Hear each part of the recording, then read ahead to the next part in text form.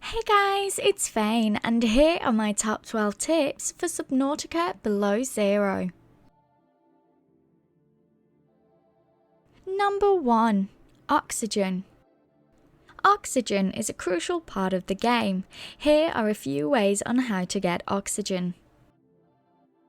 Carry an extra tank.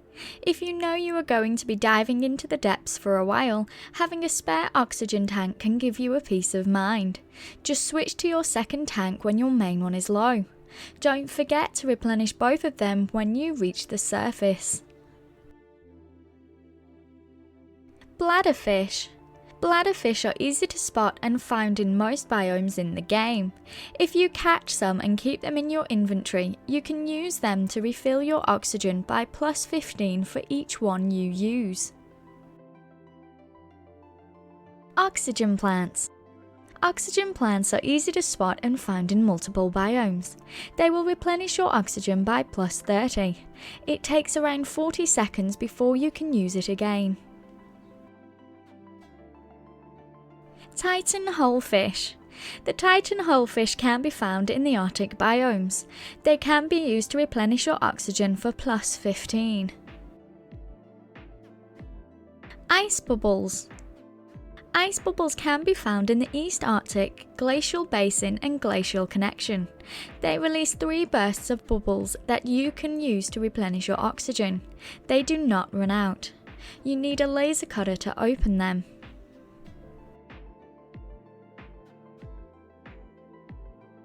Number 2. Pin items.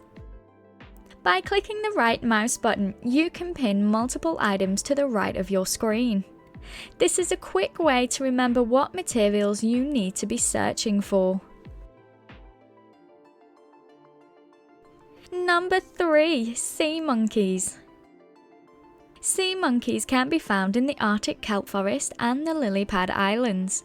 They are passive fauna and will not attack you, however they do steal your items. If you have an item such as the scanner or the sea glide in your hand, they will swim up to you and take the item. To avoid this, you need to unequip the tool before the sea monkey reaches you. If the sea monkey does manage to take your item, then you can either grab the tool out of their hands or hit them with the survival knife, which forces them to drop the item. The sea monkeys may also stash the stolen item in a nearby nest. At a certain point in the game, the sea monkeys will not steal your tools and instead give you materials such as copper or titanium. If you have items that you wish to craft pinned, then they will try to give you the materials you need for the pinned item. Number 4. Food. Your hunger bar is marked out of 100, however the bar can overflow if you eat when the bar is already nearly full.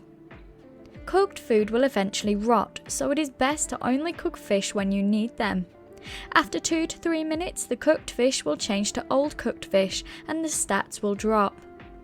At around 13 to 18 minutes, the cooked fish will change to decomposing, and finally after 27 to 33 minutes, the fish will be rotten and only give negative effects. If you store food in a fridge, it will preserve the food indefinitely.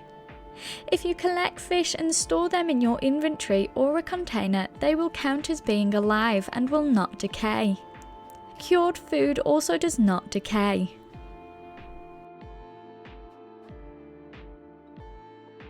Number 5. Biomes. There are numerous biomes in the game: above water biomes, underwater biomes and caves. Each biome will have different materials, fauna and flora. It is best to know about each biome so you don't waste time looking in the wrong biome for a certain item or material. It will also help to know what predators to expect in each biome. I will be doing a separate video all about biomes. Number 6. Blueprints. There are tons of different blueprints to be found in the game. Some blueprints are created by finding fragments, and some you just need to scan once to get. An example being the bench, which is a decorative item for your base. It only needs to be scanned once to get the blueprint. However, the sea truck requires you to find 3 fragments for the blueprint. Blueprints can be found all over the map, so make sure you scan everything you can so you don't miss any. There are also items such as posters that you can find which cannot be crafted, but you can pick them up and put them in your base. Number 7. Health.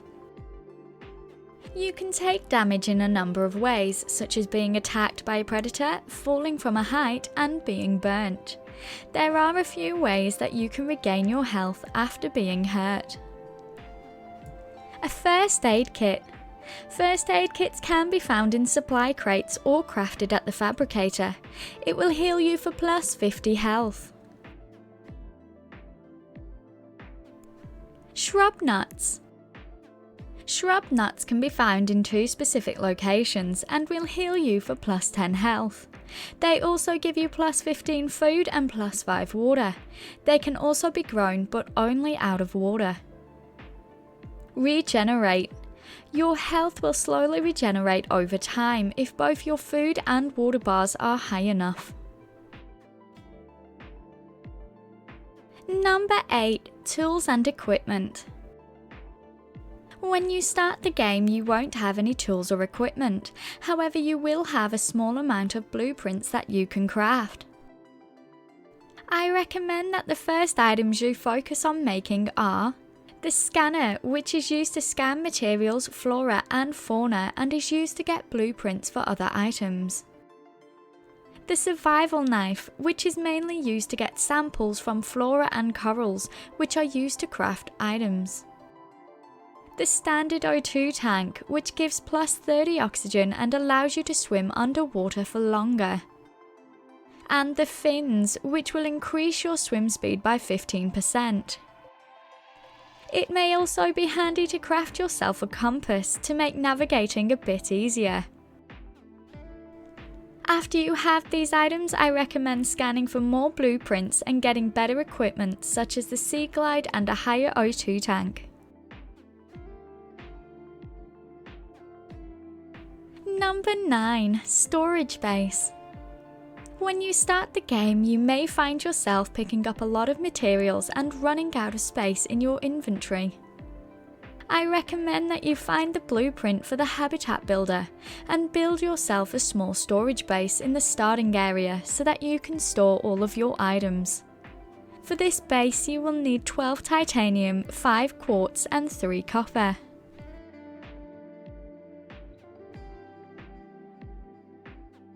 Number 10. Temperature. Your temperature drops pretty fast when you are above sea level. The weather will also affect the speed in which your temperature drops. You can increase your temperature by eating certain foods such as the fevered pepper or using the environment such as taking shelter in a cave. Above sea level there are also steam vents, thermal lilies and hot springs that will raise your temperature. Later in the game you can acquire a piece of equipment that will reduce the speed in which you freeze.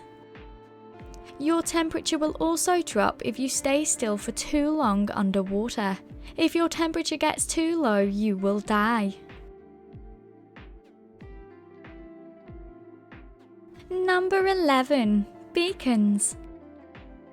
Beacons are very useful and are quick and easy to craft.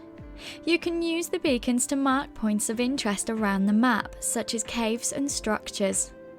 It's handy to mark your beacons as explored or unexplored so you don't waste time searching a place you have already been.